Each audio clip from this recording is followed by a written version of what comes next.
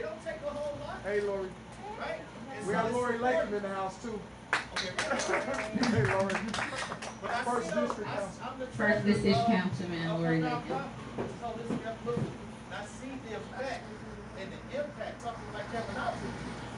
She's doing the work. We complain about what's not being done, but then we have people who don't support it. You know, and So- I talk about this all the time. She's in your backyard doing this stuff. It's not national. Go ahead, I'm sorry, go ahead. To be fair, Eugene is our board treasurer. So, he's doing his job as our board treasurer. One great thing that's going on with Holistic Evolution right now is that we have state tax credits. So if you make a donation of at least $100, you not only are able to write that money off on your federal taxes, but on your state taxes. Say that So again. Say that again. So they can hear. $50 credit to whatever your state liability is. So if you are a business that have a high state liability, or even an individual that always wind up owing the state, making a donation to Holistic Evolution can help that balance. So. And it's a win-win. It's helping you yourself, right? Because you get the tax credit, and it's also helping the nonprofit. Helping young men of color, 16 to 24. We got any questions out there in the audience? Any little questions? I have worked with nonprofits, been chairman of the board of nonprofits, large $12 million plus over on the Illinois side. And one of the things when we're talking about donation, targeting people that can donate and benefit from that tax break that we're talking about. Businesses, if you donate to a nonprofit, there's 100% write-off. I work with churches. And of course, then, that's a beautiful thing with the state. But I do a lot of workshops for churches for distributions, and that's instead of paying the section tax that they got pension, Social Security, now they need a tax deduction. And if they believe in your mission and things of that nature, we can do things like that. So I would definitely chop it up with you guys about creating a strategy around that. It's this cottage industry. This is directed at you, the question. Oh, okay. Developing in the internet, where they're, I want to say misinformation, but they're exaggerating the realities of trust. You have to trust your leaders, and they use the terms glitch, shortcut, and I don't believe there's any shortcuts and glitches in business. You structure your business correctly, and you move forward. You sell a good product or service. You make money, and you're wise with your money. They want to hack the system. System hack. What do you say about the system hack? I don't believe in shortcuts. And then, there is this thing, I'm sure everybody who's in the internet know about the Rockefeller effect. Own nothing but control everything. Right. But that information didn't come free. That's Rockefeller Jr. Rockefeller Sr. paid millions of dollars in the state taxes. So his son learned. So I think for his asset protection, trusts have their places, company have their places, and they must be structured correctly. They don't need to be so complicated that you don't understand it. The person who has a business won't understand it. This particular strategy of dynasty, all that's, I don't get into. I don't get into that. Let's keep it simple. Because the more businesses you have, the more expenses you have. You don't need a series of companies. You don't need a parent company. You need an umbrella company. All that's creating attorney fees to create them for you, and annual fees to keep those things going. And then if you don't have a sophisticated tax person to help you with that, so I don't sell. I'm a country boy from Arkansas.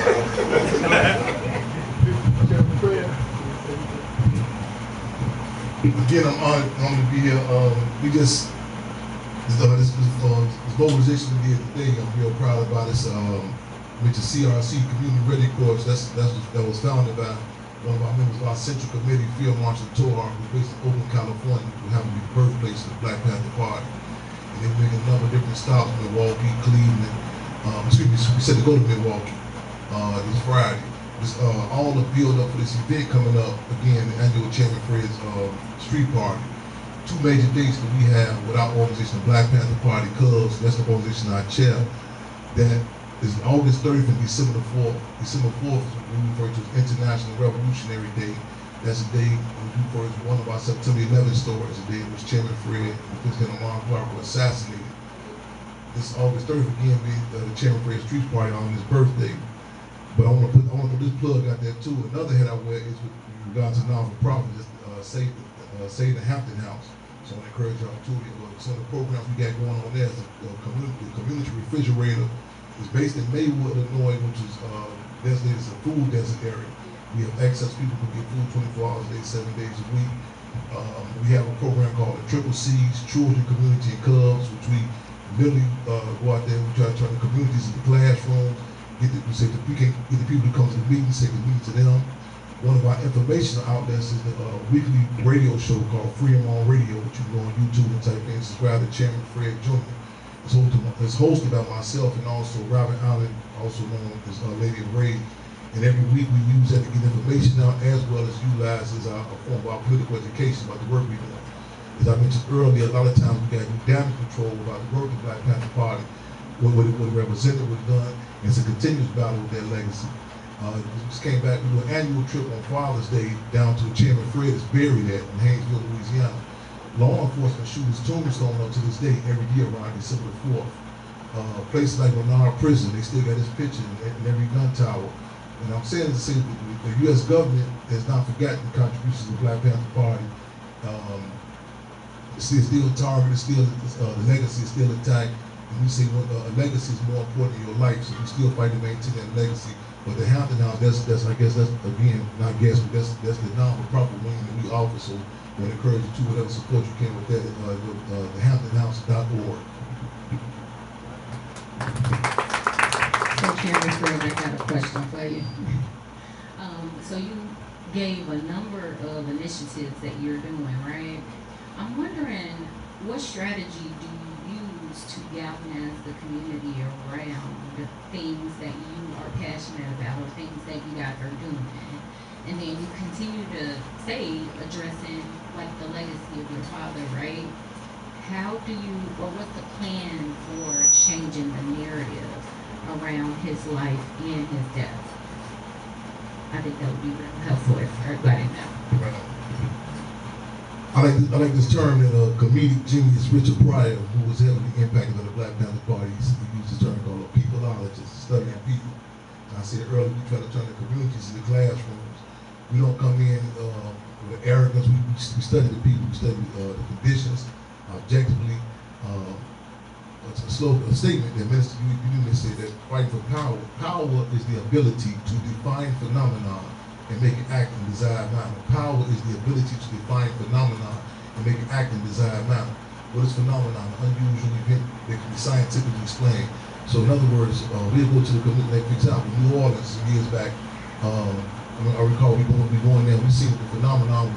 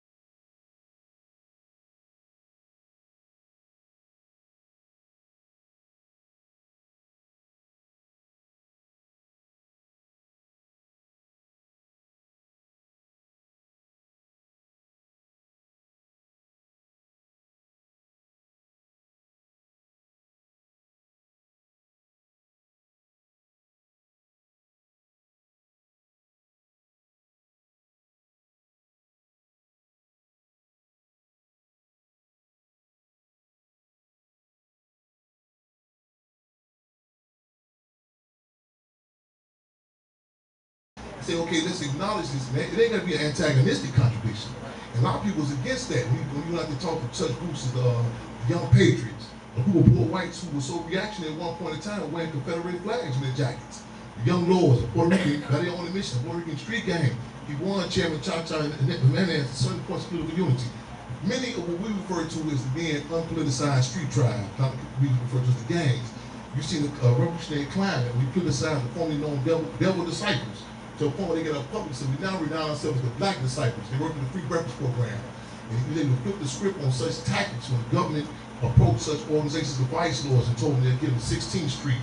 If the Black Panther Party was not able to open a free medical center on 16th Street, yeah, but Chairman Fred, get the grant, but Chairman Fred was able to circumvent that and go rap with these brothers and sisters and win in certain points of political unity. Not dealing in an absolute, not making them, I tell people, listen to his speeches closely. He said everyone should be able to commit a revolutionary act. Not everyone is going to become a revolutionary. You know what I'm saying? So I tell people come with this romanticism, this abstract, we gonna come in, like, I've been doing a pandemic. The sister called me, she said, Chairman, I need you to, man, my husband, he ain't coming outside, the coronavirus, I need you to work with him. I said, all due respect, your husband coming outside organizing before then. My last name is Hampton, not Houdini. You know what I'm saying? So we get first, we organize, we got to approach the community and our people with realism. You know what I'm saying? I tell you, we had this abstract up, someone come and change. You had to take into, again, weather, location, where you come from. When they colonized us, or they was strategic, who to put on the, so organized, you come in, you assess the situation. You know what I'm saying? I spoke in the Juvenile Detention Center about 4 or 5 years ago. When I came in, I studied who to talk to, when I approached them, you know what I'm saying? And this one cat was there, he had this abstract, oh man, they all trust me. I can tell you that I was telling them the damage, and I assessed it through the door. And we have to acknowledge that all of us damaged. You know what I'm saying? No, you know what I'm saying? All of us. But you know what I'm saying? When organizing, that's what you, back to that template, the Black Panther Party. We go to certain, I take it to them, I go to the west side, I go to different cities. I come in, I say, okay, man, what type of drugs cats using? Oh man, we don't want to, I said, no, a lot of times we don't want to talk, you talk about that. In a relationship, you can't be some that divorced from reality. You know, well, I don't want to know about you snoring. You know what I'm saying? No, these are different dynamics, you know what I'm saying? And the deal is to be ahead of the game, become this realistically. And it's, like I tell people in the Black Panther Party, I don't know how to do romanticism version of the Black Panther Party. No, I just said, I was going to Ghana. I'm talking, I said, we got some real conversations. You know what I'm saying? We're not going to, I was saying, there were certain people involved, you know what I'm saying, in our own community. You know what I'm saying? These are real deal conversations that we cannot afford the luxury not to have. You know what I'm saying? And be ahead of the game, acknowledge it, you know what I'm saying? Acknowledge these contradictions. Minister U.E.P. Newman say, contradictions are the ruling principle of the universe. We want this idealism. No community has that. With the American Revolution, we sold the narrative that everybody subscribed to what Patrick Henry said, give me liberty, give me death. No, reality is, I hate to quote him, but Thomas Jefferson, this crumble, he said himself, with the American Revolution, 1/3 was for it, 1/3 was against it, and 1/3 went whichever way the wind blew. That's a reality. That's in our communities, that's in our families. That was the Black Panther Party. That's in our organization right now today.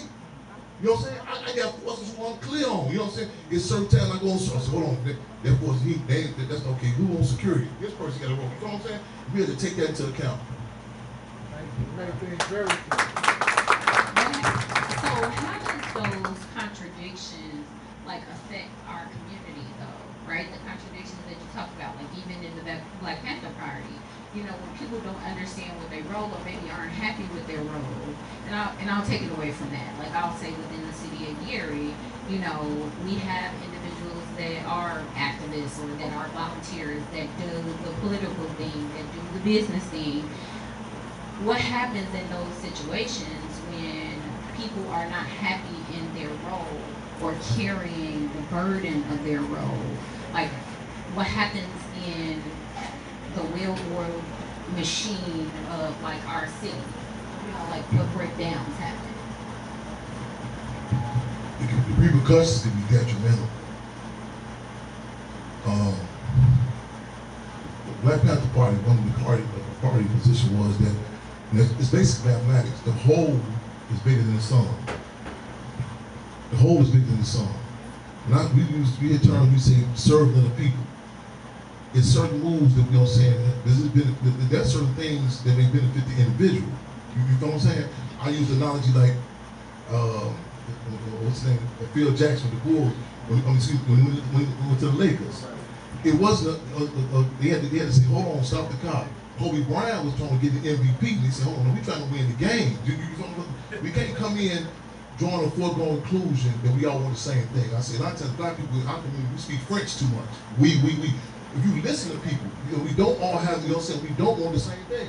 And we have to acknowledge that a lot of times we're being subjective. We want to hear, like a relationship. Somebody might be talking to somebody that, we're going to have a family, we're going to have a house. You can look in their eyes like, I'm talking about a one-night stand. You know what I'm saying?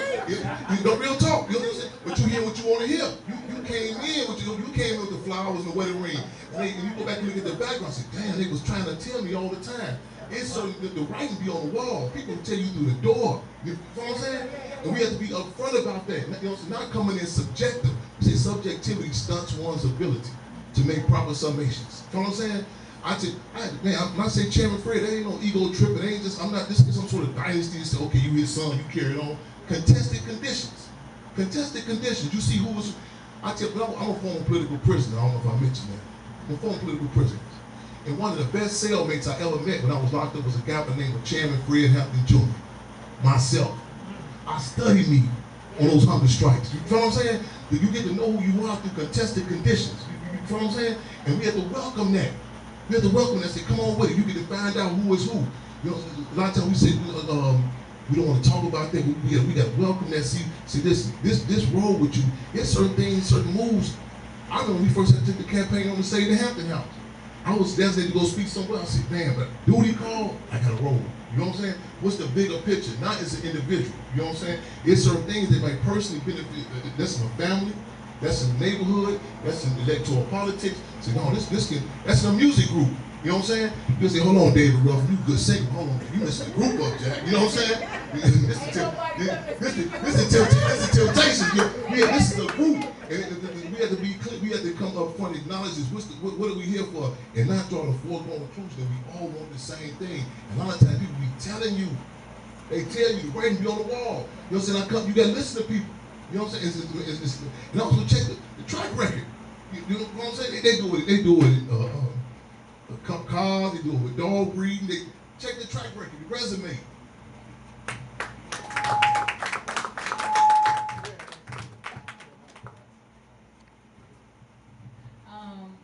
Okay. John said I told him he forgot something. So what he didn't bring up is the issues of redistricting that is happening within our state, well, within our country. So I'm wondering if you could speak a little bit on that. Okay. With redistricting, first of all, I need everyone to understand that both wings of the same bird participate in gerrymandering or redistricting, Republican and Democrats. It's just that Trump is just so notorious as an individual that it's getting so much attention now. But both parties have been guilty of it historically. Actually, the Democrats have been the best to ever do it, right? And right now with the redistricting in Texas with Jasmine Crockett, they've actually moved more businesses out of her district and put more minorities in her district. She's thinking about, she said this on the record, of running where she lived. She thinking about running another district. The logic in that, I'm not sure, right? But nonetheless, this shifting her district around, even though she can stay, is not only just so she can lose her seat. If she kept the seat, the businesses that they moved out the district have no reason to donate to her campaign because they're not in her district. So it's going to cut her campaign funds even if she got the people. Then the people that they moved in, their voter turnout might be low anyway. So she may lose numbers from the low voter turnout even though the people look like her. So like the chairman said, check the track record. You can't complain and stay home away from the ballot box or stay away from behaviors and policies that change our condition. The other thing with the redistricting here locally, August 25th, Monday at 5:30 at the Roosevelt Pavilion, Congressman Frank Marvan, that's our congressman, he'll be here with a couple of state legislators, with Gary City Council member Linda Caldwell. They'll be at the field house, and they're going to talk a little bit about new legislation, current legislation, but I'm pretty sure they're going to be talking about the redistricting. They're going to call all the soldiers in to challenge the redistricting. So the Republican majority in Indiana can't get rid of Frank Marvan. I got two things to say about this. What difference does it really make if they have a super majority and the current reps that we have didn't give us any notice that Senate Bill 1 was coming and 424 was coming? Right? That's number one. So you fight for the cause, but you fight for people who recognize what the cause is, right? So I'm not necessarily for Marvan, you losing a seat. Don't misunderstand what I'm saying. But I think we need to show up at that meeting and have that conversation with him. Dude, we can't go out swinging for you to keep your seat, and you ain't swinging for us in the downtime. And here's a list of things we'd like for you to do if we help you keep this seat, right? The second thing, it gives you an education and information where we can develop ideas that's to our own interest, right? We can't advise ads without knowing the ads. And I'm gonna try not to be so wordy. What I like to use for proof of that is, I used to have a position about reparations that I used to be against it. Now I'm for it. And the reason why I'm for it, because people that have the ideology of, let's say, Brother Qualina, that I might arm wrestle with, they've explained to me how the start line in the economic race is offset from the history of servitude and slavery. At first I'm thinking, well, I just want equal opportunity.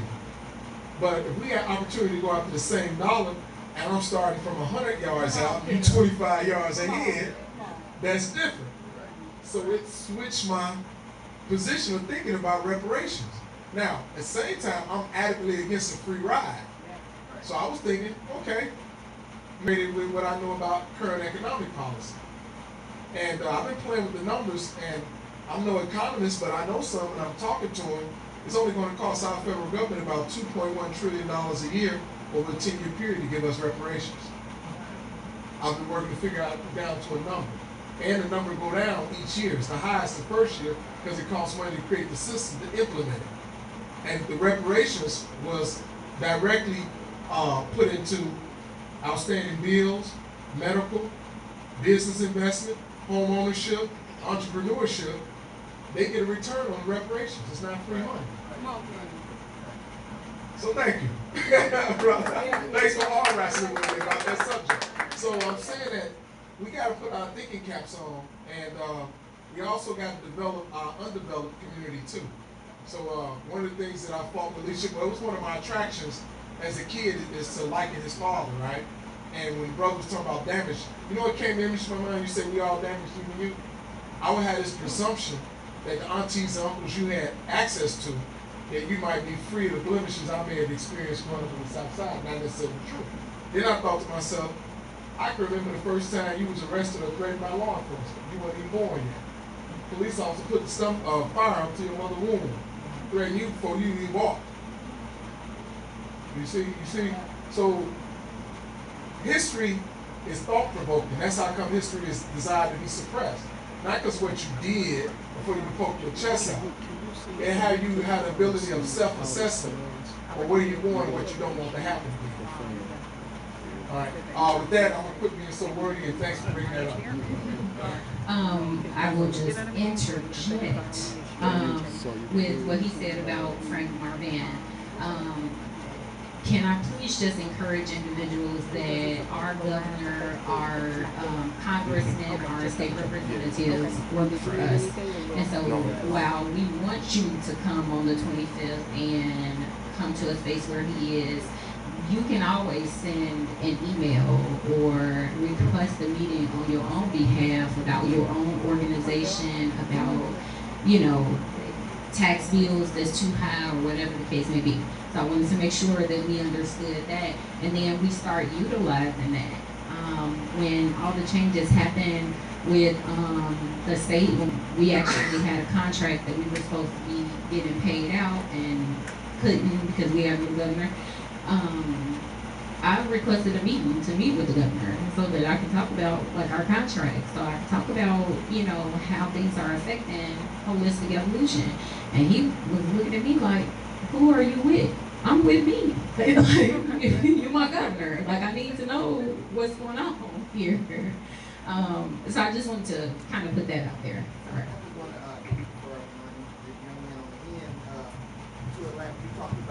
trust and different type of vehicle in this community. And I was talking to Chairman earlier about the community in the United States as far as our culture and our race. We are spending $1 trillion a year on, so we are the most consuming race in the United States. And if you look at, like, I've seen a TikTok video like a couple weeks ago, and the guy was Indian descent, and he was told by our government, if you keep your mouth closed, we will allow you to have your corner store bodegas in the neighborhoods. You put your head down and don't worry about how we treat that community. Just make your money. And it's a couple spots here in right in Middle Beach. Me and my wife both live here in Middle Beach. I went to one of the little gas stations that I'm offended it has the plexiglass up, first of all. And I asked the guy, were they from the community? And he was like, no, I think they live in Naperville. So the money here in Miller Beach touches our hands one time. I bring the money in and go to their money goes out. So my question for you on that question. Domestic product as a foundational Black American is $2 trillion. $2 trillion. In America. Also, who don't use credit, so we got to multiply that times 3. So it's insane the amount of economic power that we have. I was just telling that man back here that Mexico is $2 trillion, Canada is $2 trillion, Russia is $2 trillion, and we are $2 trillion, right? So now I just was working with a nonprofit. They have 7 acres, 149,000 square feet, and fundraising and things of this nature. Got $3 million DCFS grant, and it was like, whoa, we're gonna get money. We're gonna get money. What do you mean we're gonna get money? We have money, Black people. We have money. We just gotta direct it in the right place. So that's a lack of leadership. The majority of those who have our complexion and say they work for us, they do not. Right. They work for their own bellies. Right. So now, Sister was asking about, and I'll get to your question. That's okay. She was asking about the business person, this person, the civic leader, the business leader.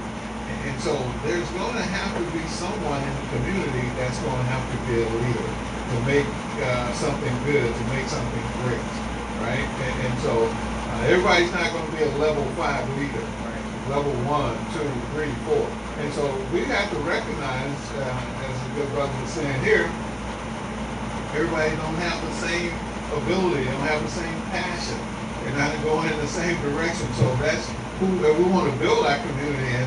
That's one of the reasons I came over here, because wherever there's Black people at, I want to speak and get involved. So now, when it comes to building wealth, traditionally in America, wealth is built 3 ways: businesses, real estate, and investing in the stock market if you want to, right? And notably now in the drug sector, right? But so those are the 3 fundamental legacy building blocks. I'm not really a proponent of recommending products. I sold products from 1986 to 2019, so I stopped selling products. So I don't really, because selling products do not make you wealthy. The only person they make wealthy is the person that sells them. You see what I'm saying? So if you want, yes, asset protection is about having insurance, health insurance, life insurance, auto, all these things is asset protection, protecting those assets. But if we want to build wealth, we're going to have to stop 98 of our $100 leaving the community. So we living on 2%, the American people, the Black people, on that dollar. 98. So they living on $198 of our money. And they get $98 from us. Right? We're living on $2. So this spot right here, hey, they get $2. Or you go to other communities, they open up a spot, it's full, Monday through Friday. That's where they're spending their money. So we have to, and I was telling my brother, when I get up in the morning, 99.9% of all my money comes from black people. So I'm always looking for a black place to spend my money. So we have to look for I got a question. I just really wanted to do an amen on him saying that. Like, everybody was really hesitant when he said that he wanted to be where black people was, right? This goes back to something that John said. When it comes to this that he's speaking is gibberish to me, right? Because I have not had anybody to talk to me about financial investments. I've not had, so all of this is new information to me. So let's put this in perspective as it comes to the young men that we're dealing with, right? Who don't have access to mentorship, right? I'm sure his son, he's been talking to his son since he was 3 years old about having 3 sons, 5 grandsons. I'm sure that they have been having this conversation about being financially liable, right? Just making the right choices financially since they were young. And so when somebody comes to a community event and says something that triggers them, they can jump right on that. John can jump right on that. I can't jump on that because my mama didn't talk to me about that. She didn't have the knowledge. This is why mentorship is so important. This is why it's not just, we have to stop living our life where we're only concerned about ourselves and concerned about getting up and going to work and then, you know, making sure that our kids are taken care of, that they can eat.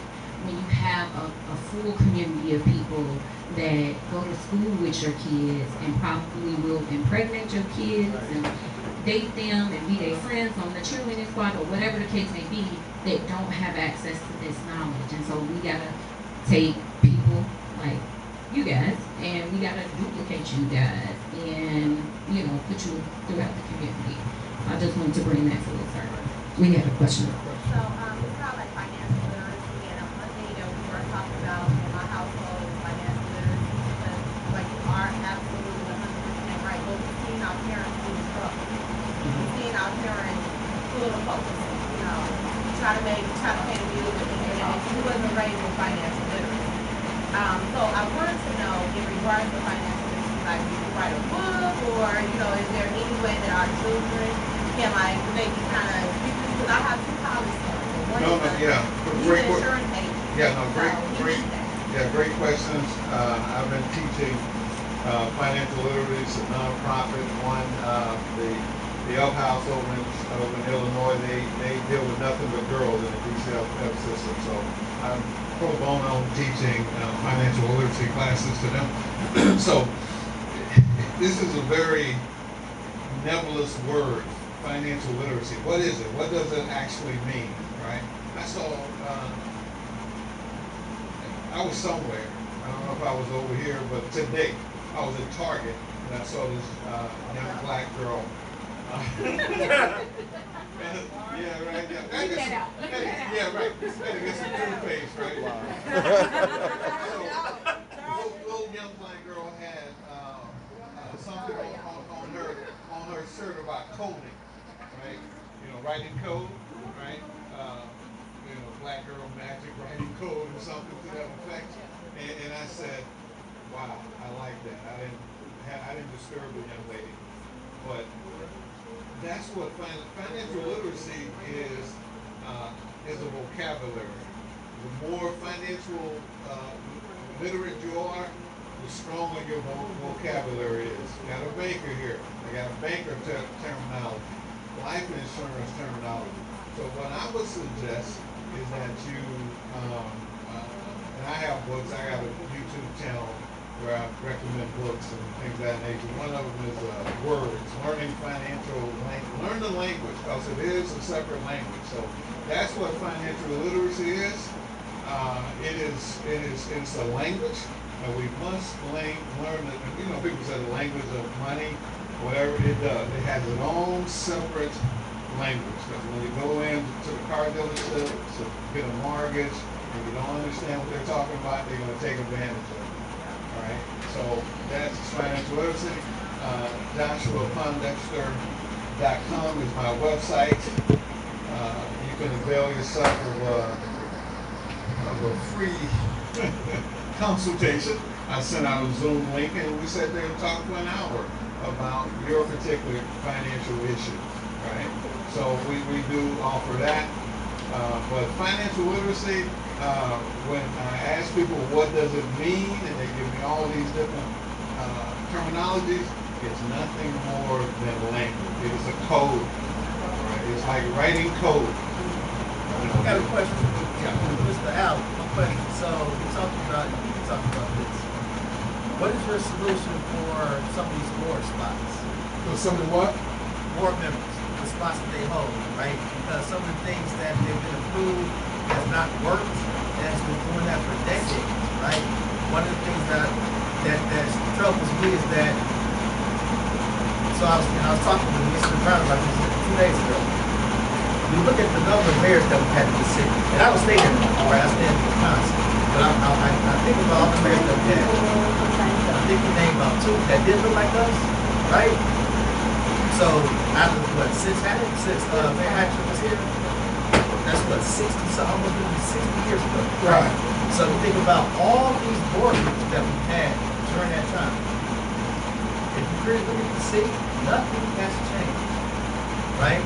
Some of these people have been transitioned and moved to certain positions, and they're not competent, right? And so I've thought about this, and it's like they're getting paid to keep the people. That's right. Because if you really think about it, think about all the other cities. Look at Pittsburgh, Cleveland. You look at I would even just put Detroit, right? They're comparable with some of the industry stuff that goes on, but they're starting to revitalize and thrive. But then now look here, and I put up the road in the city, smaller and square miles. 700 new housing units, I should say. But then I look, and it's crazy because when we met with the development team, some real estate development, so we actually went out there and met with their team. They're receptive to anything you put out there, right? We turn emails, and I can show you on my phone. I actually got a conversation, have a relationship with Marvin Stokes, right? He's the economic development director out there. With this city, I don't get email return. So so my question is, what solution do you have? Because it's people here that love this city. I lost my brother to these streets. All this stuff around. Right? And it's changing narrative. And so the question is, what solution do we have as far as, do we have to find young talent to groom them, or like what solution do you have? So you got something too. Yeah. Is it related to that? Ludine, you had something. Born and raised in here. I left, came back to New York, Chicago, Miami. Saw the same thing, different languages, same thing that's in here. Gary is unique. Yes. I've been all around the world. Gary is unique. So one thing you have to remember, we are a line item capitalist world that we live in. We are part of this where they make money. They make money off of incarceration, social justice, poverty is huge. Yes. A money maker. So once you realize certain things, you can target it a certain way. Poor capitalism and poor go hand in hand. They make a lot of money. Let me ask you a off of question. us. So, and this is something that I've observed from the brother and other people like him, right? The African American economic argument, right, is real. But it's a side effect of oppression. Yes. It's a side effect of not just perceived white supremacy, but American supremacy. I believe in superiority, but I don't believe in supremacy. Right. I believe in capitalism, but I don't believe in exploitation. Right?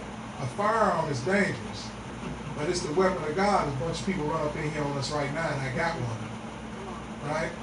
So what I'm saying is we can't divorce ourselves from the material aspect and lead with our emotions. And what I'm about to say is not to be sexist, right? I think we've been going downhill since we've been feminizing our men, because it's going to take sacrifices.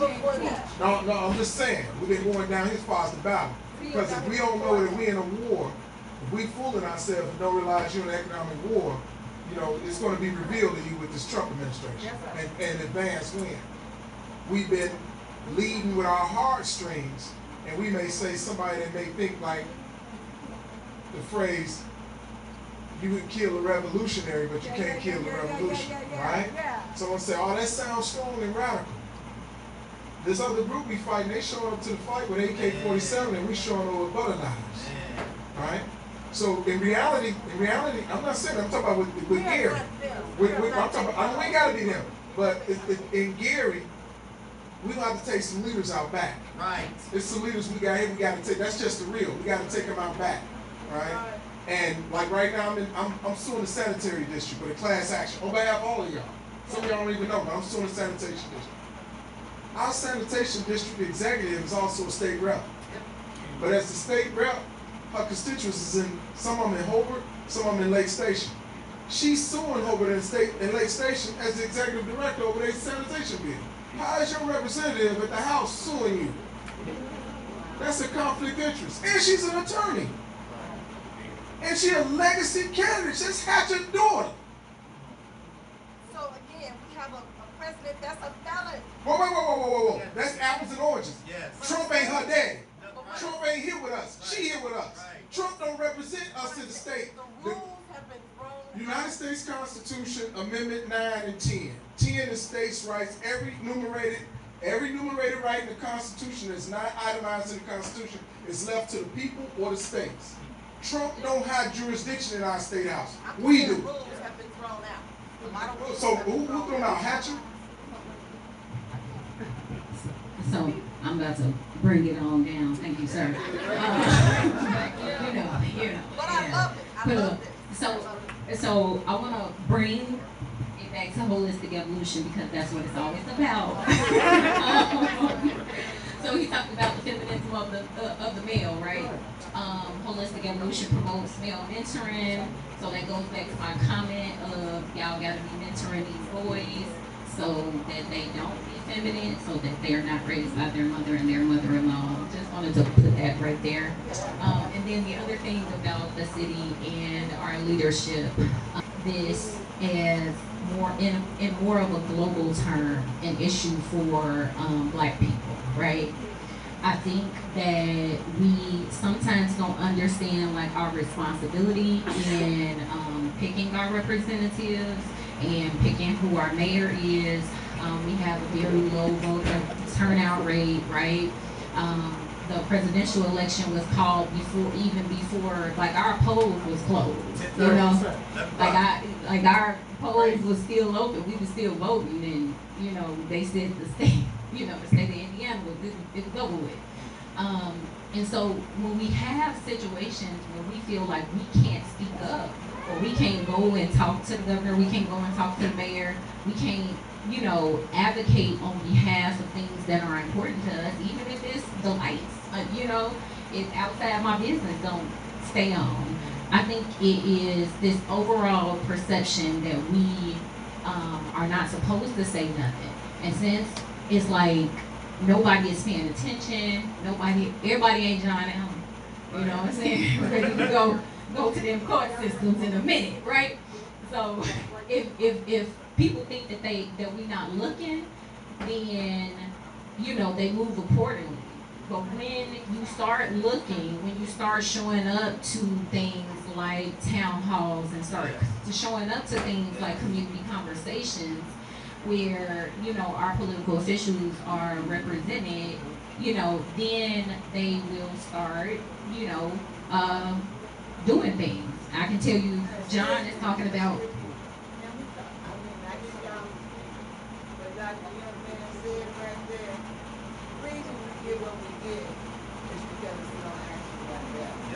Yeah. When you figure out what you want better, just like my brother said, you gotta analyze Track gotta record. make sure that that's what you want. See, somebody else tell you that's what you need, but we know that's not what we need. But they tell you that's what you need. Because, you know, if they mold these people to take advantage of their own. But let me tell you, Excuse me, they train them to misuse them. I've seen good people turn bad because they was in office. Yep. I seen it, like Jekyll and Hyde. They transform. So what we have to do is learn our candidates. We have to Yes. keep our Research. meat net. Yes. We don't give up. And if they do something good, okay, fine. It ain't enough. Yes. We need some more stuff done. And we got to keep doing that constantly. so let me tell you that I organized a number of community conversations under one of the administrations in the city of Gary. It was actually under Karen's administration. And when I tell you, it was so, like, I was literally texting people who signed, like, a sign-in sheet from the previous time so that they can come and talk to, like, the mayor or talk to the state representative. Like, I have done this work. Like, my master's is in public administration. Like, I have done the work of, hey, let's get together with some community folks and do this. And we don't have community people that are coming out that's saying, hey, you know, thank God, you know, John, like, has a big following and kind of has this reputation for, you know, kind of moving in this direction, right? So his meeting possibly will have a number of people. But how many times have you seen pictures and videos on Facebook where Marvan was here or the mayor came out and it's only 4 or 5 people in the room?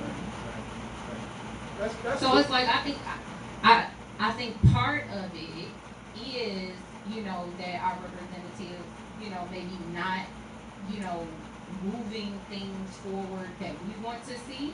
But I think part of it is that we're not telling them, like, we're not screaming it loud enough for them to get in our community. I like to add this too. Like, so I live in Milwaukee, and one thing about them, they gonna organize.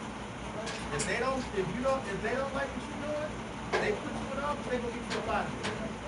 That is your duty as a citizen. right. It's not hating. You holding them accountable. Right. Our counterparts, they understand that. It's for some reason we don't. Because it matters here what fraternity you in, Yes. what high school you went to, Yes. whose cousin you are, right? Talk to them. I That- love that's- you, that's why I right. said Gary Yeah, is unique. Right, but see, we gotta kill that. We gotta kill that. See, let me say something. I'm sorry, I don't mean to turn this into something else. And Chairman, you might understand this. Let me bring you back to your seat. Right. This the deal. Yeah.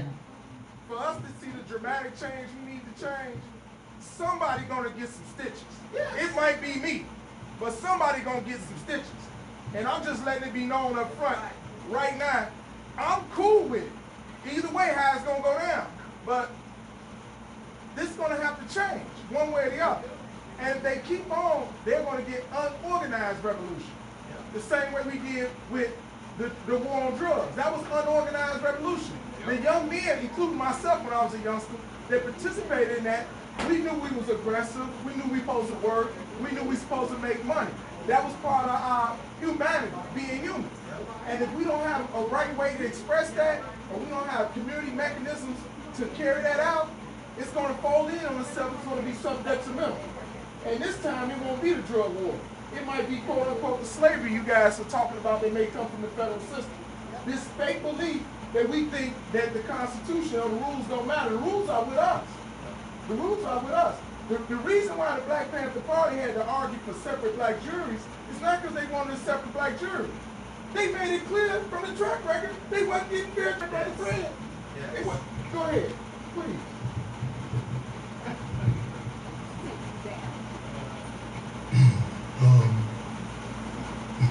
We actually suppose the jury of our own peers. Exactly. Because a lot of times this concept of the Black Panther Party, okay, if the term of self-determination, we want for integration, self-determination. You know, Malcolm, who Black Panther Party, we ideological sons of Malcolm X, he said, even our mistakes belong to us. That of self-determination. That's when it regards to the juries again, not just separate, but people who can, and that supersedes even the race question. You know what I'm saying? People who can relate to your situation. So that's what it's about. Yeah, jury home here. Right. And so I'm saying this thing about not ignoring the track record ain't new. And I'm just gonna say this for the audience so they don't think I'm a weirdo, right? I believe I'm a religious. I consider myself a religious person.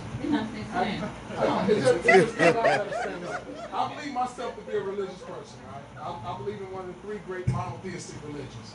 A lot of my friends are Christian, whatever. I have some people that believe in traditional religion, some atheists, right? But no matter what, when I have principles of having inalienable rights, freedom of movement, they own agency, structuring, it's no accident that we have municipalities structured by territories despite the fact we have a central government. The reason why we don't have centralized government is because you can have dictators when you do that. And the dictators get unlimited jurisdiction over things that they don't have authority over, including you, right? And after a while, you become a battery to a system that you just simply charge instead of investor in the system with a return. And that's all we asking for when we elect people. When we pay these taxes, and even if you rent and you poor, right? You pay property taxes too because it's calculated in your rent. That's it. And we 51% renters in Gary, and I plan to have a renters picnic where I'm inviting everybody who pay rent to a gathering, and I'm explaining to them how detrimental it is for them to vote and their political participation. They think because they landowners, they don't count. I argue that they count more because they got to buy the products.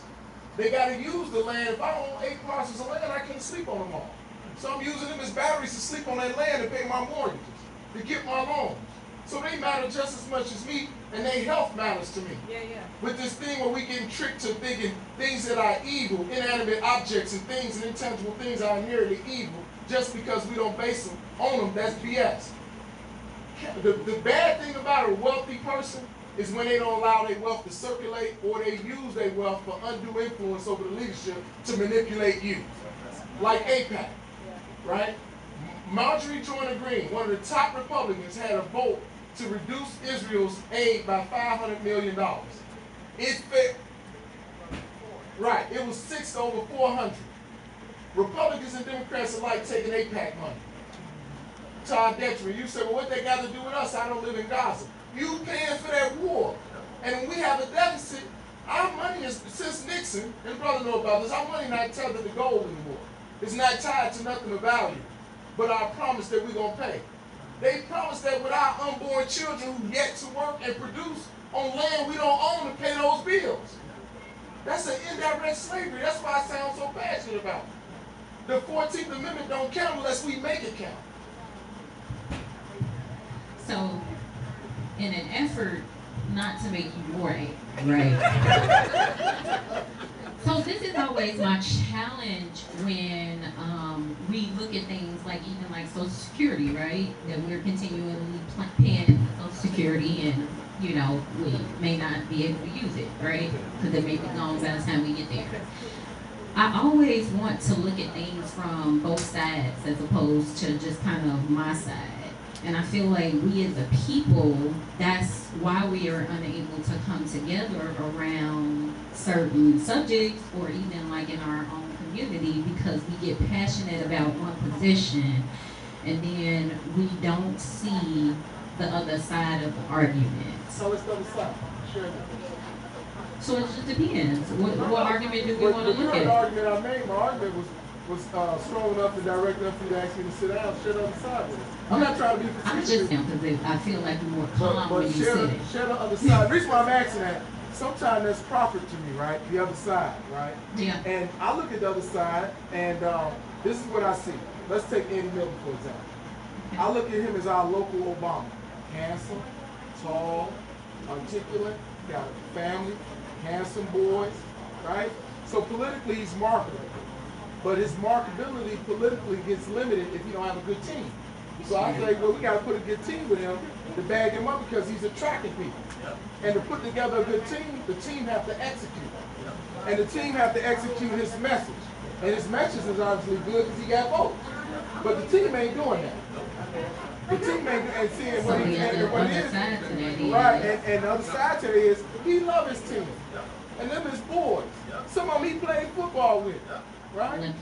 I can't go home and tell my son that when it's time for him to go to college. I can't speak for Eddie, I right? use that as an example. No, What about Eddie? but on that just same example, I want to say that yes, it is correct. We are our team, right? Like I'm founder and CEO of Holistic Evolution. Like I have a team of individuals around me who sometimes meet my expectations and sometimes they don't, right? And so I can't speak on him, but what I can tell you is that there is a host of other things that happens when we make a decision about who we bring on to our team and when to let them go. And you get what I'm saying? And so my point is just to lead with grace. That's all I'm saying. It's much more important for us to work together and lead with grace than for me to like, okay, you ain't return my email, you ain't return my phone call. Okay, let me address this with your boss and then move on. Go ahead. Okay, so like her, I was raised in Erie without living out I went to Vegas, I went to Dallas, I lived in Florida for one time. When I came back here last September, it was my recognized when you say we can't speak for this league, you can't just look around and you see how much was done. You ask questions about the budget. When I first got here, I hit the pavement, when I went to City Hall, and I was asking questions, I was turned around, my ideas was taken. It's a culture, a very toxic culture. Now, Gary is not unique as it being so special. It is unique as far as everybody see what's going on and they don't care because it's their neighbor, they go to church with them. Yep. It's like, we'll excuse your behavior because I know you. That is not okay. When I go in and I ask questions about certain things, I'm met with rude comments sometimes, and I'm as nice as can be, and I sat back and I went back a year and I watched every city council meeting. Can I challenge your perspective on that? Not yet. Not yet. So what happened was so when I went, so I'm 34. When I came to Gary, I hit the pavement and started asking people in the streets, how do they feel? I was met with so much negativity by those who were born probably like in 65, maybe in 50. You know what they would tell me? I house the homeless, and when I tell them what I want to do, oh, Gary will never change. Gary will never be this. I'm always told that what I'm going to do doesn't matter. Some of them don't want to go because they're tired of it. Some of them don't care. My age group told me to my face, if they vote that nothing's going to change, and that's not true. So you have a generation that dropped the ball, and because they gave up, they want to convince me to give up. Don't convince me to give up because you chose to give up. That ain't got nothing to do with me. So you can't say that. You can't say that this city doesn't have a culture because when I'm looking at the last names of some of these individuals that in office, y'all cousins, y'all friends, you guys keep each other in a seat, and it's like we come from having oppressors to now being our own oppressors. So it's like when you were holding organizations and stuff like that, as far as wanting people to come, people so tired of the same old stuff because people get in office, they didn't advocate, they got these non-profits that they might send money or wire money to their cousin, and they will sit there and fund somebody's campaign, and that person will win, and then when this person wins because they promised everything, you got somebody in office that essentially just carrying out the agenda of the last person, and they just taking the money. And some people just like, I don't care. But what's crazy too is, we sometimes less accountability because there are businesses out there that are nice. Right. And we won't spend money with our business, but we'll go to Griffith, we'll go to Valparaiso. We have a great time out there, but then we come out here, we don't spend dollars with our own stuff because for some odd reason, we don't give our people that look like us the same respect as somebody that's white, unfortunately. So when I came here, I have talked to every politician. Let me tell you something. I have had politicians tell me to my face, the kids are stupid. Oh, they don't want nothing. And they represent districts here. And these are politicians talking about the kids like they're nothing. And I'm like, I'm undermined because I'm a female and I'm young because they're so used to young people, you're not caring. So I sit here and I soak all of this stuff and I'm like, wow, you sometimes have to meet people where they at, go into the communities and remind them of who they are and what they can do. Because like I said, I asked the boy, I said, did you vote? He said no. He said my vote don't count. That's not true. So for those who are in their 30s that are unaware, because everybody I went to school with, unfortunately, because the generation before dropped the ball, they have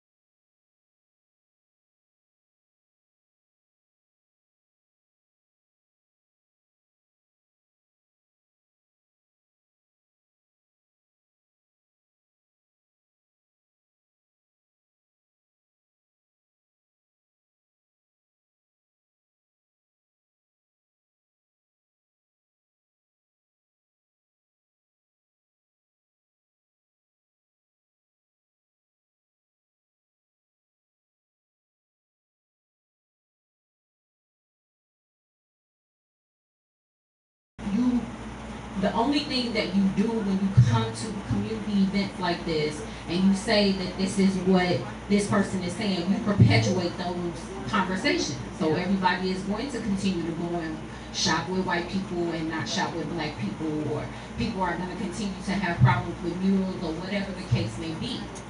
Like, the point is that we have to do something. We can't I am doing just. something. Let me know what I So I said. think that what we do as Chairman Julie said is those who are like-minded come together, join forces, and take action. Because talking is, everybody should be tired of talking. Talking is not everything. Right. This gentleman just At the said end it. of the day, it's going to take the people to make the change and bring about the difference that needs to happen here. Not our government, not our administration. Exactly. Because they're doing what the people is allowing them to do. So it's going to take for everyone to come together who are like-minded, who want the same thing, and take action. Stop Brother had a taking our question. people. Just I guess it's an observation. I haven't seen people have a conversation about building an ecosystem, even with the business. You haven't seen it? Well, here I haven't seen the You conversation. want to have it right now? Yeah. Yes, we can. It's very Yeah, easy. yeah, It's very easy. just for example. Yeah, just for example. Say, No, It everything don't, that's it on don't there take is on the long screen. either, but Yeah, it yeah, takes yeah. a subsequent meeting, but it don't Yeah, take yeah, long. yeah. Right? So- Real easy, right? You Yeah, right yeah. where? Okay. Remember I said earlier, Trump not I here. doubt that anybody's paying I attention got to a you. list on my computer. It's like 18 other people in here. 9,800 parcels that's being Yeah. auctioned next month, Yeah. right? Yeah. 6,500 of them in the city of Gary alone. Yeah, This happens twice a year. yeah. It's nothing about those parcels, and I think we captured everybody's email, and I can send my contact. But I challenge anybody here in this room right now. They can go through my paperwork. I bought parcels in Gary for as little as $1,500, put as little as 20,000 in them, right? Yeah, And had people that don't look like me give me money when I explain the numbers to them, and loan me money to put rentals in there to people that look like me, Let's and pay me on those properties. Let's build on that. Right. I Yeah. can show you how to do that, whether you do it or not, right? Also, when I don't know something, I go to my seniors. We have a wealth of seniors in here that share things to you, with you, right? Some of us don't know that because I'm guilty of not mentioning it too, but I make YouTube videos showing me jackhammering the floor, plumbing, tile in the wall. But Mr. Brown here, he taught me a lot about plumbing. He's sitting right there. It's another brother named Jerome Grisby, right? He taught me about electric. I don't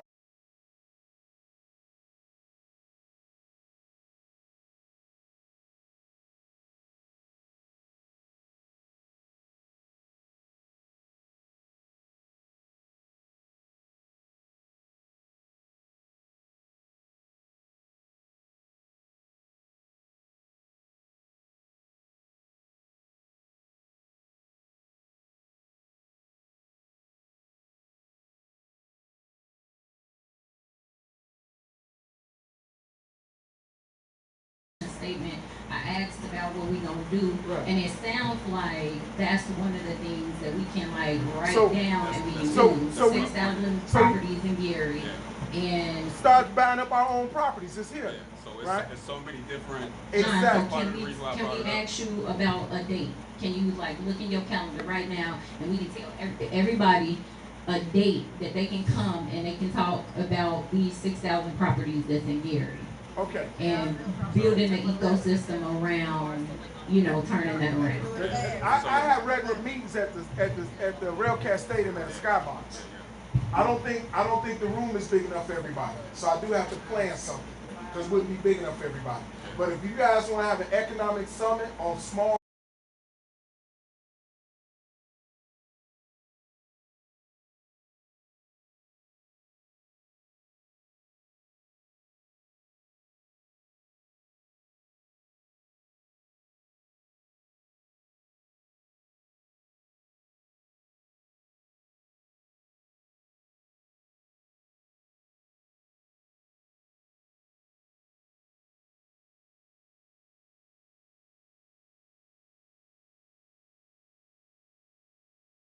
become part of our culture, right? Also, I'm gonna give you an idea how easy it is to make money in Gary. Clutch Bagel up the street, right? Bagel place. The people that don't look like me, but guess where they get their eggs from? From me. I raise chickens right here in Gary. That's crazy. Say it again. I raised chickens. I knew you grew up on a farm, Say it again. right? But I raised chickens, right? Then I'm a landlord of a restaurant. I didn't go to school to be a commercial landlord. Right. But it was an abandoned building, abandoned pizza place across from Roosevelt High School. I bought it. Me and my brother put a restaurant in it.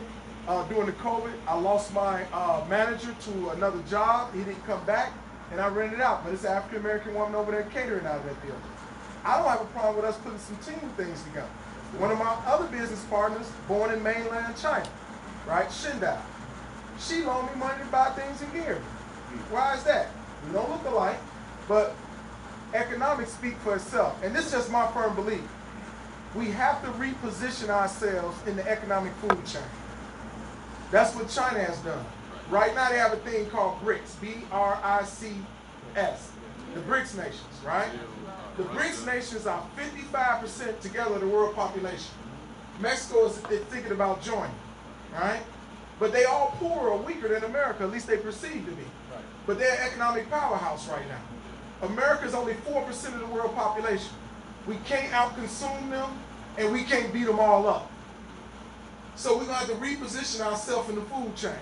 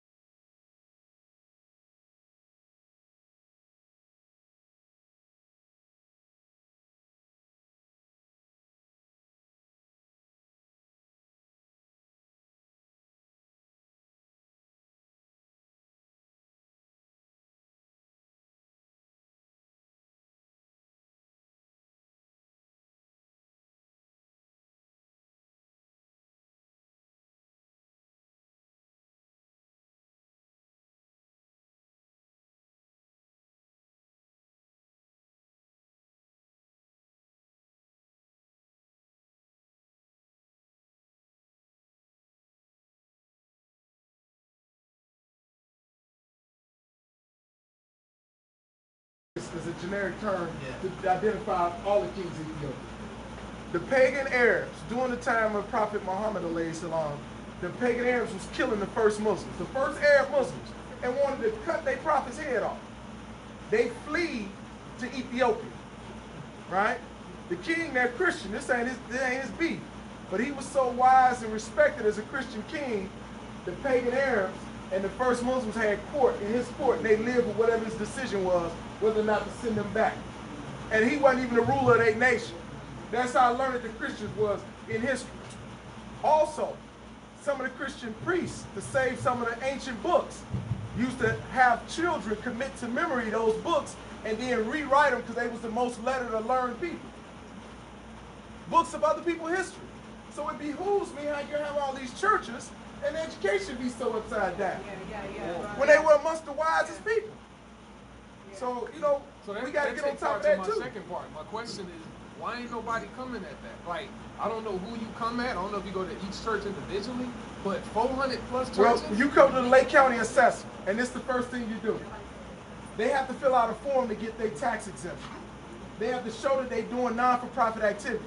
If they normally not doing non-for-profit activity, how they tax exemption taken? And they have to pay taxes to be set up there. And you'll see these churches who do. That's how you do that.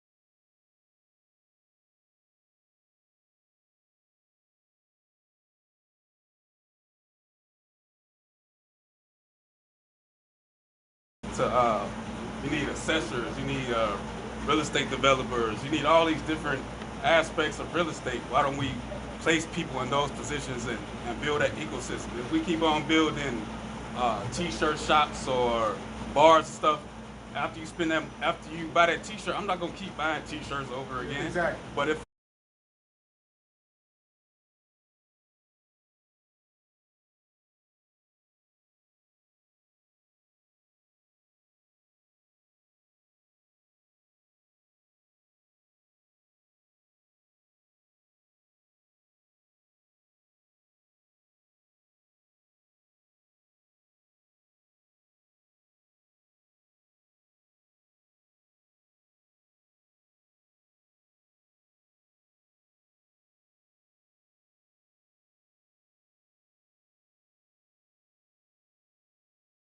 The elbow room on I ain't 24th? gonna be here. Okay. Second Saturday. So we gonna get together about that. I got it. You got it? Okay, so the second Saturday, so this is what I do. Everybody with a Facebook page, I'll post it on my Facebook page. We'll do 1 o'clock the second Saturday. And what I do, I come in prepared to do 2 things. Something actionable we can do where we can own some land, and some actionable information on how we can utilize or either liquidate that land to raise money to get more land. Right. That's our agenda. Right. Honestly, John Allen is my name on Facebook. okay, so you talking about raising money. My actionable item was when I came here, I was asking who wanted to because if they do it, they use That's key, sister. I can't hear you. Repeat what you just said. My actionable item was to come here and ask who want to join some of the precinct seats because they use the precinct as a means. So when somebody leaves, let's say for example somebody passed away or they just quit or they leave a seat, they put who they want, their friend, they know to agree to every agenda that they do, they put them in that seat. If you're a precinct committee person, you can sit there and actually advocate for people that are going to help you. Exactly. He's talking about raising money, you don't have to. We get federal dollars that can literally go to development. What is it, CBD dollars? They can go to development, they can go to housing and homeless, they go to housing vouchers. Section 8 out here, that wait list been 42 years, ain't nobody really got something on that wait list. Why can't, when you're getting, well not why can't, excuse me, I'm getting a little hood. Why is it that when you're getting evicted or something's happening, there's no dollars at City Hall to prevent moms and fathers that aren't working or don't have a job, or maybe they lost some money. You can't even get no money to avoid eviction. There's federal dollars that every city gets. Every city gets it. You might not get the same amount. Every city gets money. You have dollars the city council can approve that they'll give business, they'll give entrepreneurs, they'll give any individual that want to help stimulate the economy, essentially is what I'm saying. I went to Michigan City, they got so many dollars they're willing to give anybody, but yet we're having parties here, right? But we don't have any programs to help elderly people that have to move out their house, that their windows might be broken, or their roofs might need to be repaired. There is nothing wrong with any one of you guys to stand up and say, I want to be a council person, or I want to be a precinct committee person. There's nothing wrong with it. Don't feel like you ain't got the background. A lot of them ain't got the background. Some of them are drunks. Some of them are perverts. I didn't have certain council people text me 11 o'clock at night talking about some, hey baby, excuse me, sir. I came here to ask about a project in the community and you more concerned about your private parts than you are your counterparts and getting stuff done. So if you want to join the precinct committee, talk to, well, John, you supposed to help me. I be texting John and he acting like he don't see my text message. It's okay because every Saturday at 12 o'clock I text you. But you guys are going to know my name, Delicia Kimbrough. I came back from Tampa, Florida because I was making money there helping the homeless. And I come here, we don't have no shelter. Come on, T. Now, yeah, they're supposed to be opening shelters come September, but why is it that only the Y gets to have a shelter and we don't give no dollars to entrepreneurs here to stimulate our economy? Why is it that in Gary, 83% black folks, we wanna sit there and brag on that, but we don't have nothing to look forward to. You go down Fifth Avenue, you go down Broadway, Grant, those are main streets. Why is Fifth Avenue a desert? Why isn't, one more time, hold on. Why don't none of our council people put any type of pressure on Tri-City and the business? I think the most important takeaway from what the young lady said is run for anything. Run for anything. Yeah. Run for anything. And then the takeaway from John is second Saturday at the Elbow Room, second Saturday of September at the Elbow Room at 1 o'clock. Takeaway from me is lead with grace. There are two sides to every story, I would say. We have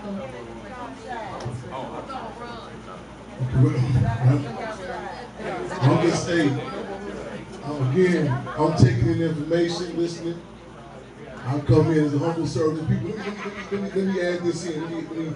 There are certain universal contradictions, whether it be Gary, Chicago, Detroit, wherever. I think it's imperative too. When we talk about organizing, we take into account time and also, because I like brother was referencing about a lot of times people reference the Black Panther Party, so they've done the Rainbow Coalition, they've done it. It's also imperative to put in context what type of conditions was happening. We got to say, he turned more than me black. A reporter asked me one time, how many members do you have in your organization? I said, well, a lot of times it depends on how many people police have murdered. You know what I'm saying? Certain conditions have to be present for, you know what I'm saying, for cats to be conscious. I know I'm Gary, but Michael Jackson, when first his song said, don't make a difference between black and white. When that case came down, that's when that song came out, they don't care about us. Real talk. It's people who I be talking to, y'all, here come Chairman Fred, that political stuff. The nigga, man, state bill 75 years, all of a sudden, man, I hear what you're saying, Chairman, you know what I'm saying? We call our organization the Black Panther Party because we the last call for alcohol. We the last call for alcohol. We the ones that go through every other situation before they come see us. So keep that, a lot of times you get demoralized, like, man, people not hearing me, so, and also put it in context. It's certain, like, even the Black Panther Party, people romanticize it in certain periods. Like we ever say, a lot of people are black when it's beneficial, black when it's beneficial, black when it's beneficial, they tell it they Panthers when it's profitable, and Cubs when it's comfortable. It's people who had no connection with the Black Panther Party. When the movie come out, everybody, mama, yeah, I'm with that. You know what I'm saying? So keep this in mind so you don't get demoralized when you organize. And take it, don't get it wrong, but recognize that consistency. You know what I'm saying? That consistency. Because he comes with certain struggles. So again, don't get demoralized if people not hear me. See, that term "seize the time," that was taken into account. It was a certain class piece when Kennedy was in office. Again, a class piece. When Nixon came in and pulled the covers off, you know what I'm saying? It forced a lot of cats to get down. This era right now, I'm not no Democrat or Republican. But this whole dynamic with Trump and everything, it's it's forcing certain conversations to happen. So seize the time. Seize the time. You know what I'm saying? Because again, like that with coals and diamonds, it's certain things, certain pressure come on, and some people gonna be consistent all the time. I don't care if it's cool or whatever. I was saying stuff before people was laughing at me. Oh man, he think he back in the 60s. Right. When certain conditions get heated, welcome those conditions. You know what I'm saying? Welcome them. Welcome them. Right. You know what I'm saying? Because the rain's like, man, seize the time, but still be clear though. Still be clear on certain forces. You know what I'm saying? What time they came in, when they come in. Chairman Fred said revolution, not some people, they have a twisted version about this whole assessment. You have to distinguish revolution from reactionaryism. You have to distinguish revolution from reactionaryism. Chairman Fred said revolution is a scientific art that must be perfected. A scientific art that must be perfected. You know what I'm saying? And I'm going to say this in closing. Lenin with the Russian Revolution said it would take people 20 years to learn in ordinary times.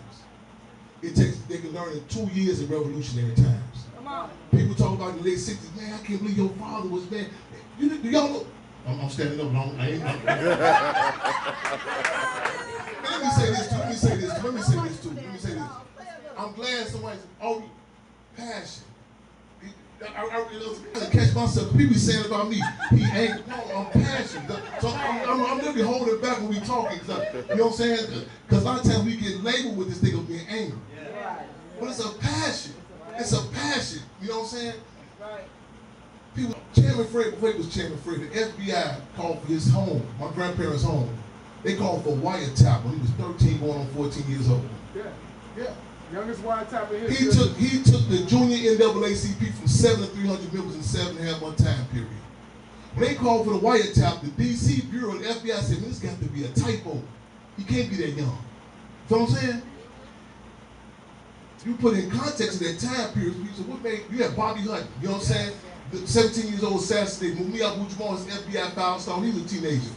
But put in context, they locked up political person. Still put in context though, you had conversations and contradictions such as the draft. This is the generation you say the draft, they talking about the NBA. Right. It was a draft. You know what I'm saying? It was a term that said you're gonna go to jail, you're gonna fight. It produced a different sort of individual. You know what I'm saying? So you had to it was a thing going viral with me on YouTube, and how the youngster took basically he attacking the youngster. I said, no, this is a generation. I said this on a movie set of Judas and the Black Messiah. I said, I don't know if these cats gonna be able to grasp the significance of a free breakfast program. And so why you say that? Uber Eats, that impact you. You know what I'm saying? So you have to study the people, see what those in certain conditions. So now you see, it's like study, getting a pulse of the people, and certain heat got to come down. And a lot of times people try to block it. You know what I'm saying? I tell people all the time, be real careful when you're spoiling children. You know what I'm saying? Because you reduce some people who can't when it's trying to deal with some contradictions, contested conditions. I say contested conditions. A lot of people, a shadow boxer is a champ if you ask him or her. Ain't been in the boxing ring. You know what I'm saying? The champ. So certain conditions have to happen. You know what I'm saying? And we have to welcome those conditions. You know what I'm saying? But also remain cognizant. Certain reactionary is different in revolution. Some people get that mixed up. You know what I'm saying? People just react and they come around, they mad, and also distinguish individual certain situations for their own personal. Like you listen to the language. I failed my 4th year English class, Tilden High School. So I refuse to say me and I keep on saying us and we. A real talk. And a lot of people would do certain moves and take certain stands for them. That's cool, but we have to be able to distinguish that from the people. That's a different dynamic. Distinguish that from the people. Free them all, pal. I love this conversation. I'm sorry. This is great, and so the reason this is starting is for conversations like these, right? You see other people left, right? So this pay attention to who's all in the room, right? Some people don't like to have these conversations. They don't like for us to have some think tanks, be passionate, right? But to also come up with solutions, right? And so the idea behind this was not only to have these conversations, but also present other subject matter experts who look like you, who live in these communities that that are similar to Gary, that are making impact, right? And so that's why we have the sign-in sheet, because the plan is that, and that was the reason why I chose this space, a Black-owned space, where we can be ourselves, right? No one take it personal, but we got to have these conversations, because we will not move forward if we don't. Move 1 step forward, 3 steps back. Not 2 steps, 3 steps back. And so, again, probably 3 months from now, right? Because Mr. Allen's going to put together actionable items, and then we're going to discuss them and try to come together as a collective for the solution, right? And so the next meeting, right, we can build on that, right? And so with that, I am so grateful for the conversation here too, but then I want one to squeeze in time for our presenters. And so I think that's right here. So I will allow you to talk more about holistic evolution. So I was supposed to talk about holistic evolution, and I was going to show you guys some videos and things like that, but the panel actually went over. So I will just give you our website, and you can go to our website and you can look at some videos and stuff. I also have like some QR codes that links to our Instagram and things like that, so I'll pass those out for everybody, so that the next presenter doesn't lose any of their time. Come on, boys. On the 53rd Chicago, August 30th, y'all. On Chicago, August 30th. Hello everyone. So, there you go. So I am the co-founder and the founder of Melody Home Care Services. Eugene said he was going to be up here with me. He's no nervous, but it's okay. So I am the owner of Melody Home Care Service. We've been open for approximately about a year and a half now. So I went to school with Eugene and I went to school to high school together. That's how we know each other. I'm only gonna be here for a little bit. Everyone pretty much know what a home care service is.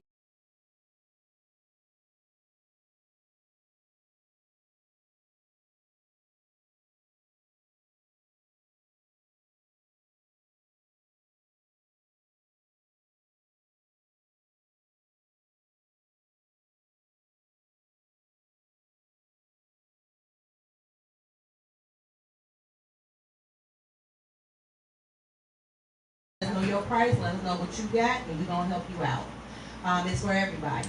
I built Melody Home Care Services strictly off my mom. She passed away about 5 years ago now. She always said that I was gonna take care of her, but I can't take care of her, but I can take care of your mom and you. So that's why I'm up. That's why I built this home care services. Now I'm coming behind these young men, and yeah, that's a lot. That was a lot, but I really enjoyed it. I enjoy my community. If you guys need anything, you need some assistance from me, from Melody Home Care, we're here to provide it for you guys. For your mom, dad, sister, brother, cousin, auntie, whoever it is, we're here for you guys. Phone number? My phone number is 219-331-8386. We do private pay. We also accept Medicaid as well.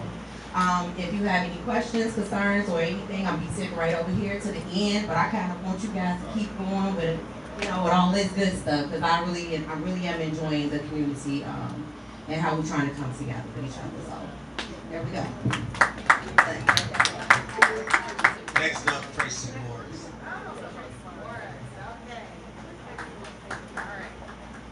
I will keep it short.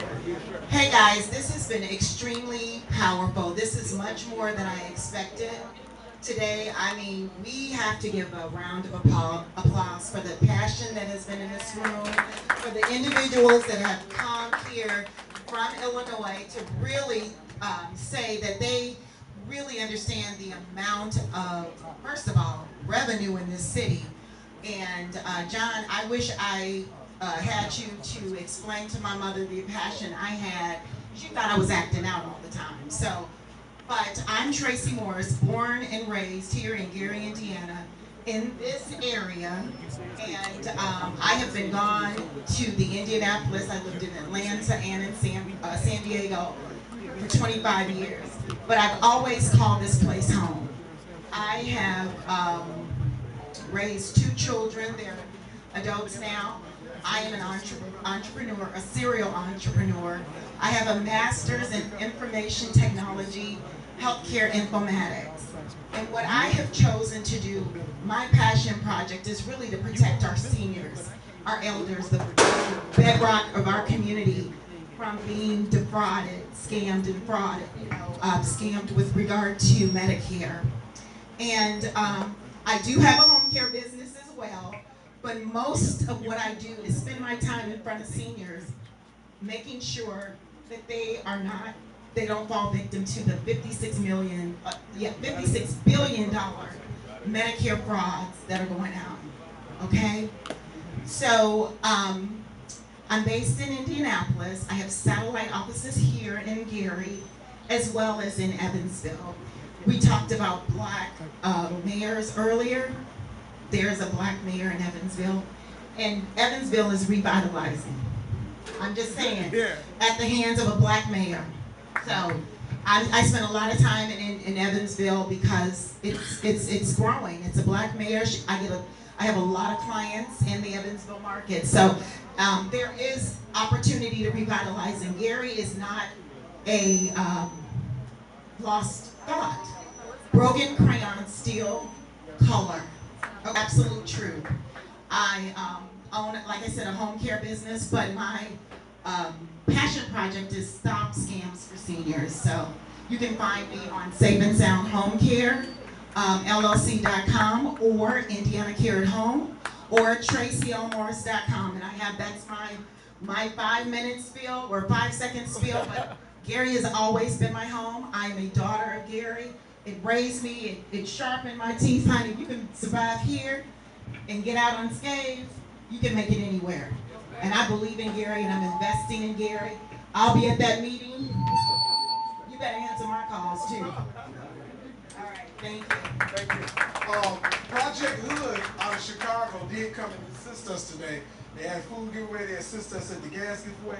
We want our brother Highsmith come up here, James Highsmith from Project Hood. Yeah. Those who are not familiar with Project Hood, the CEO of Project Hood is Pastor Corey Brooks. He was kind of got well known for sleeping on the roof in protest for over 300 days in Chicago to make some stuff happen. And that's a great organization. Brother High. Thank you. I'm not a speaker, but I'm going to tell you what we're doing. Project Hood is trying to expand throughout the country. Pastor Corey Brooks being from Montana, he chose Gary as our first site. And I come into Gary to establish a Project Hood here in Gary. We know the Chicago area is not the same, we don't have the same problems. But what we're going to do is I'm here to figure out,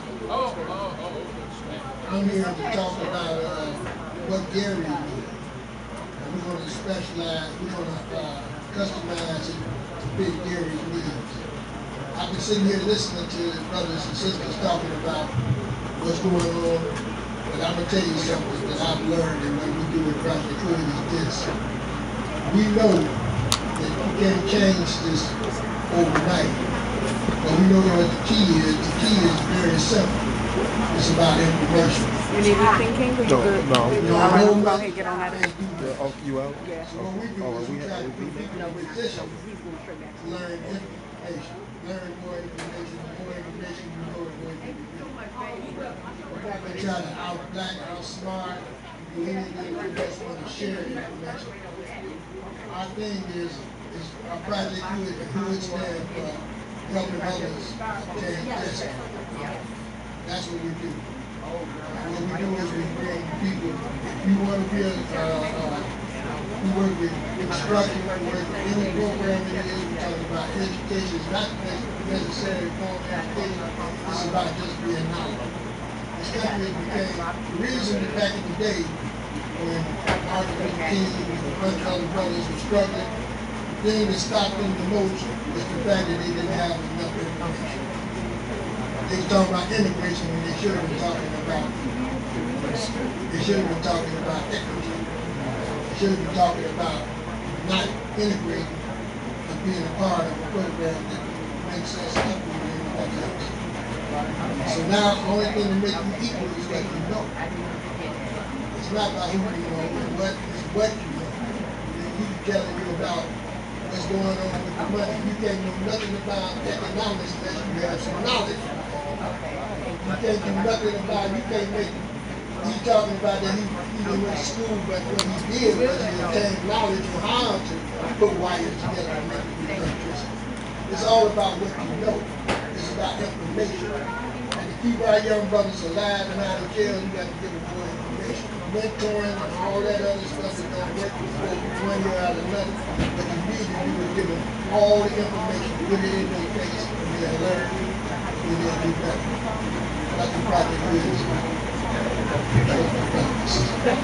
I'd like to thank everybody for coming out tonight. You guys have a great rest of your evening. Mr. Brown, thank you, sir.